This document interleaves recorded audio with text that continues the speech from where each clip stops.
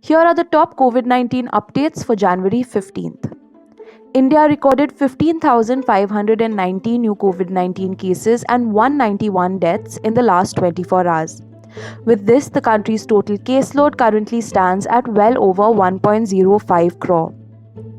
With India set to launch its nationwide vaccination drive against COVID on Saturday, a specially equipped aircraft from Brazil is expected to land in Mumbai over the weekend to collect 2 million doses of the vaccine to mark the first such export from the country.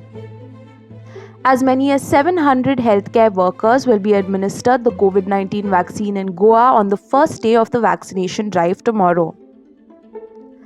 The Election Commission will extend full assistance to the government in identifying targeted beneficiaries at the polling station level for the COVID-19 vaccination drive, but wants health authorities to delete the data once the inoculation exercise is over.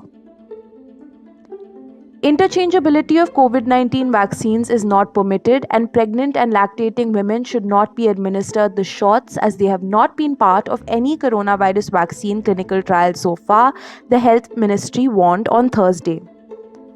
More than 93.1 million people have tested positive for COVID-19 worldwide, while the death toll currently stands at well over 1.9 million.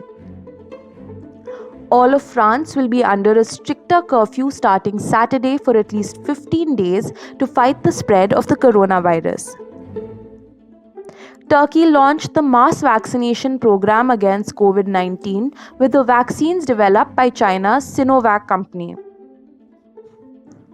Indonesia recorded its biggest daily increase in coronavirus cases on Friday with 12,818 new infections, taking the total to 882,418. The Philippines has extended by 2 weeks a ban on travelers from more than 30 territories and countries where a more transmissible COVID-19 variant has been detected, with the restriction also now covering Filipinos who want to come home.